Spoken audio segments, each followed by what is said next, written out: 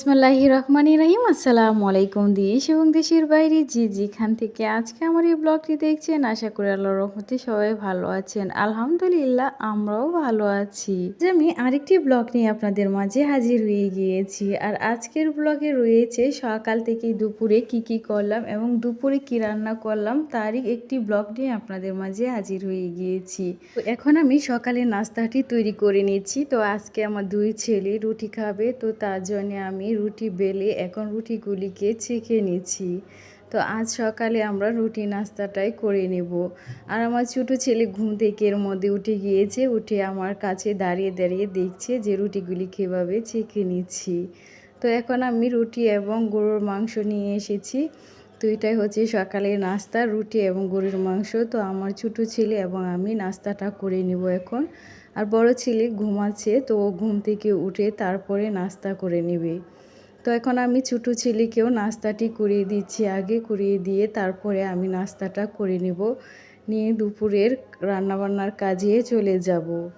তো আবার ওয়াশিং মেশিনে কিছু কাপড়ও দিয়েছি ধোয়ার জন্যে। তো নাস্তাটি করতে করতে ওয়াশিং মেশিনের কাপড়গুলি ধোয়া হয়ে যাবে, তো তারপরে কাপড়গুলিও মেলে দিব। তো সকালে নাস্তাটা করে নিয়েছি, করে নিয়ে এখন কাপড়গুলি ওয়াশিং মেশিন থেকে উঠিয়ে নেব।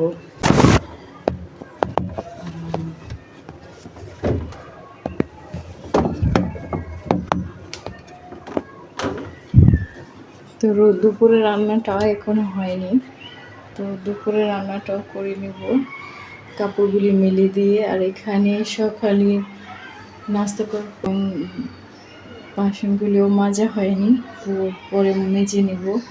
আর দুপুরে আজকে গরুর মাংস রান্না করব, টমেটো কেটে রেখেছি, মাছ দিয়ে রান্না করব। তো এগুলি সব পরিষ্কার করে নেব, নিয়ে তারপর রান্নাটা বসাবো। তো তার আগে ভাবছি যে বিছানার চাদরগুলি ব্যালকনিতে দিয়ে নিই, তো শুকিয়ে যাবে। আর এদিক দিয়ে আমার ছোটো ছেলে দেখেন রুমটাকে একদম এলোমেলো করে দিয়েছে। তো ওর খেলনার বক্সটা নিয়ে এসে কিছু খেলনা বের করে নিয়েছে।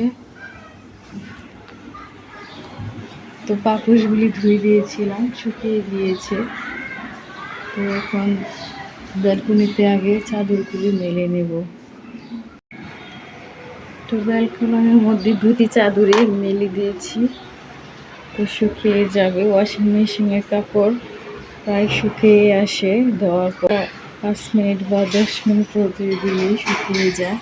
তো আমার বারান্দার তো কোনো রোদ নেই, তো বাতাসেই শুকিয়ে যাবে। তো হাঁড়ি পাতিল মাজা হয়ে গিয়েছে, এই সাইডে রেখে দিয়েছি। আর এখানে মশলার বক্স, এখানে পেঁয়াজ এবং রসুন কুচি, আর আছে এখানে গরুর মাংসটা ধুয়ে এলাচ দারচিনি দিয়ে রেখেছি। আর আলু টমেটো দিয়ে মাছ রান্না করব, তো তার জন্য এটাও ধুয়ে রেখে দিয়েছি। তো বেসিনটাও পরিষ্কার করে নিয়েছি, আর চুলাটাও একটু মুছে পরিষ্কার করে নিয়েছি।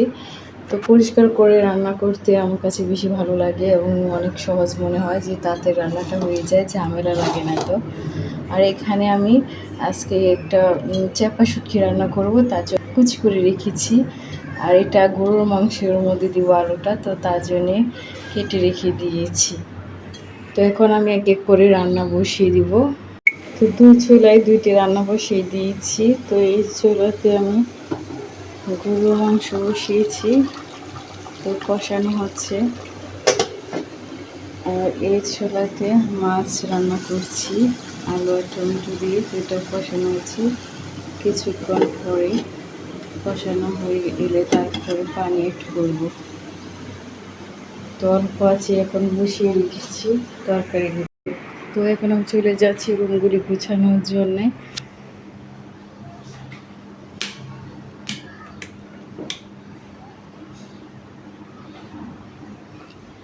তো আগে আমি এখন আমার ছোটো ছেলের খেলনাগুলি গুছিয়ে নেব, ঝুড়ির ভিতর সবগুলি খেলনা রেখে দিব। সবগুলি খেলনা নিয়ে খেলতে বসে যায়, আবার যখনই খেলনা রেখে চলে যায়। ছোটো ছেলে এখন চলে গিয়েছে ওর মামামের বাসায়। আসার আগে আগে আমি চেষ্টা করছি রুমটাকে পুরো গুছিয়ে ফেলার জন্য। আর বড় ছেলে পড়তে বসেছে, তো কিছুক্ষণ পরে ওর টিচার আসবে। সাইকেলটাও ছোটো ছেলে এখানে রেখে চলে গিয়েছে, তো এখন আমি এটা বারান্দায় নিয়ে যাব, বারান্দাতে রেখে দেব।